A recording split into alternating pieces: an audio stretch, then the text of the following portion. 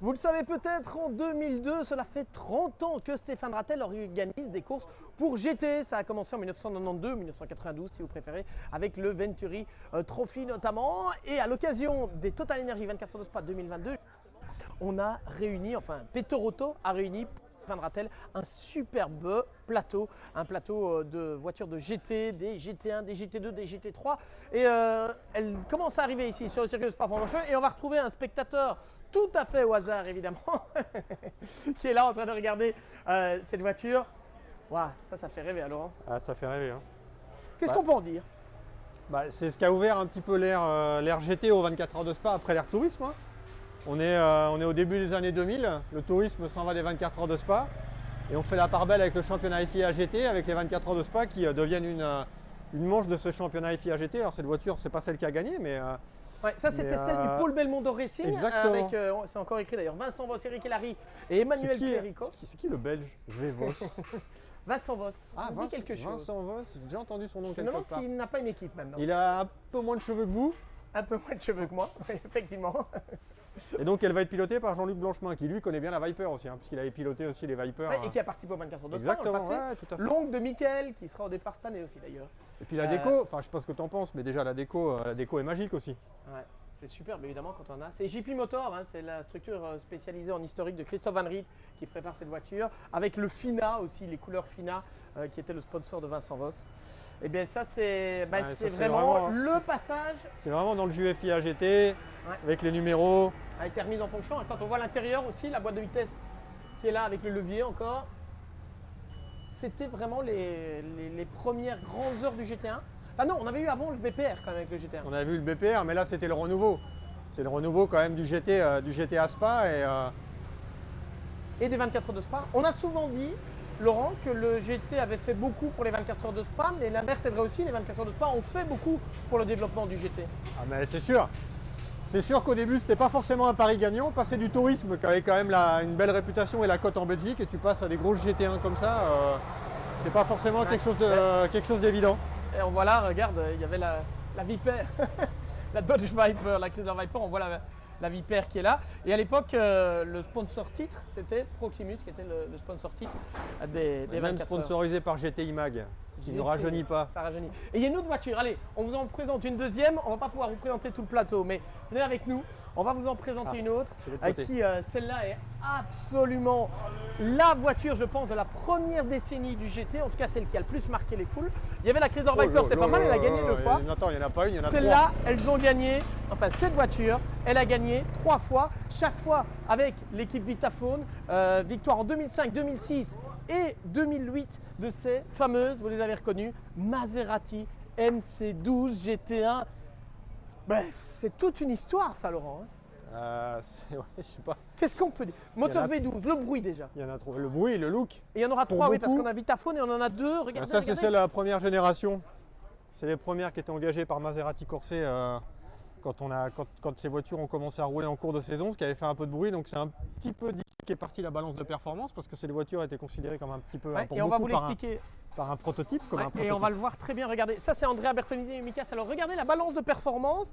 Laurent, le but de la balance de performance, c'est d'équilibrer toutes les chances des constructeurs. On voit avec l'aileron. Et là, voilà, exactement. Regardez la différence ici entre la Maserati MC12 première génération, l'aileron arrière, qui est toute la largeur de l'aileron, toute la voiture, et avec l'aileron arrière. Et si on vient et on regarde la Maserati MC12 deuxième génération, celle qui était acceptée, regardez comment l'aileron a l'air beaucoup plus petit à côté. Vous voyez la différence? C'était un peu... Alors, Laurent, pourquoi en fait est-ce qu'on a décidé de pénaliser ces voitures? Cette voiture ne répondait pas forcément à la réglementation GT comme on l'entendait, donc on a voulu un petit peu pour qu'elle puisse rentrer dans le moule et être acceptée par les autres marques qui roulaient à cette époque-là. Donc on a un petit peu fait une balance de performance, on a changé la hauteur de caisse, on a changé comme tu l'as dit la largeur de l'aileron.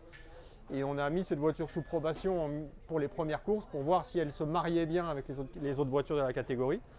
Et après, la FIA a donné son tampon et cette voiture a pu rouler. On sait ce qu'il en est avec notamment Vitaphone ou JMB, la voiture qui est là-bas. Ouais, JMB qui est là-bas. Ce qui est absolument magnifique quand même de se souvenir aussi avec cette Maserati qui a gagné 3 fois, on l'a dit, et qui est montée plusieurs fois sur le podium. Il faut savoir au départ, Laurent, cette voiture était aussi destinée à rouler en GT1 en 24 heures du Mans où elle n'a jamais été acceptée. Et finalement, Elle a c'est ici à Spa, lors des 24 heures de Spa, qu'elle a fait sa Elle a légende. été acceptée une année, la dernière année, et personne n'a relevé le défi. Il devait y avoir justement Vitaphone et qui finalement avait engagé une Aston Martin DBR9. Donc elle n'a jamais roulé finalement. Non, non, elle a roulé en ALMS aux États-Unis aussi, mais pour être totalement honnête, enfin, je sais pas ce que tu en penses, mais une voiture qui donne. Enfin, je vais pas être vulgaire, mais. Si, c'est une voiture qui donne une érection. Et encore, on l'a pas entendu. Et encore, on l'a pas entendu. Exactement, je n'allais pas le dire comme ça, Si, mais si. effectivement. C'était une voiture, ce qu'on lui reprochait notamment, c'était d'être trop proche d'un prototype. C'est vrai que quand on Bah, voit quand cette tu vois le M6, look. quand on voit le look, quand on voit la taille, on est pratiquement avec un prototype. Et regardez, il y en a une autre qui est Ouais, là-bas. tu le vois aussi au niveau des ailettes Ouais. à l'avant. Tu vois qu'elles sont différentes entre les deux modèles. Ah oui, il y avait moins, il y a effectivement, Et tout ça- dans tout ça- l'appui aérodynamique, il y en avait plus sur la première Et tout génération. ça, ça joue. Ça, c'est la première version. Hein. Celle-ci, Celle du première FIA version. GT. Ouais, c'est la première Et en puis on début. en a une ici qui est, je pense, la deuxième génération aussi avec le petit aileron qui était engagé par la fameuse équipe JMB Racing de Jean-Michel Bourrèche qui défendait le pavillon monégasque. Et on la voit ici, c'était de nouveau Andrea Bertolini qui était l'un des pilotes officiels. Il a gagné d'ailleurs Andrea Bertolini avec le patron de l'équipe. Michael Bartels. Merci Michael Bartels, ils ont gagné 3 fois. Et c'est aussi une voiture comme celle-là, alors qu'elle était aux couleurs Vitaphone, mais qui a permis à Eric Van de Poel de devenir en 2008 le recordman de victoire absolue avec 5 succès ici sur cette épreuve. Alors on va voir, on va peut-être essayer. Est-ce que on pourrait peut-être ouvrir la porte? Vous pensez? On va peut-être demander tant qu'on y est. Sorry, can we just open the door for the video? It's possible, thank you very much.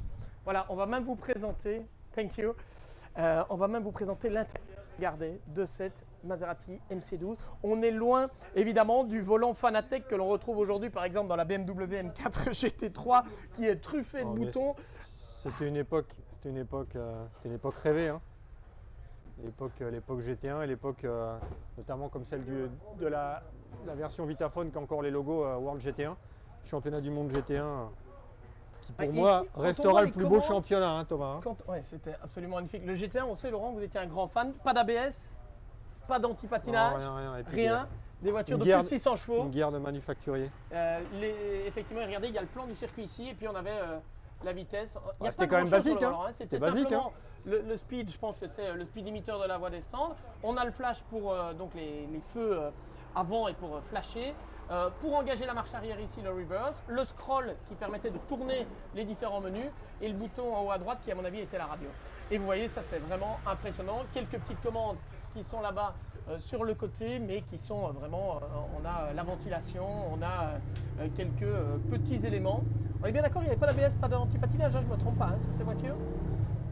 Ou est-ce qu'il y avait déjà un antipatinage? Peut-être. Peut-être qu'il y a quand même une forme d'antipatinage. Ouais, c'est quand même.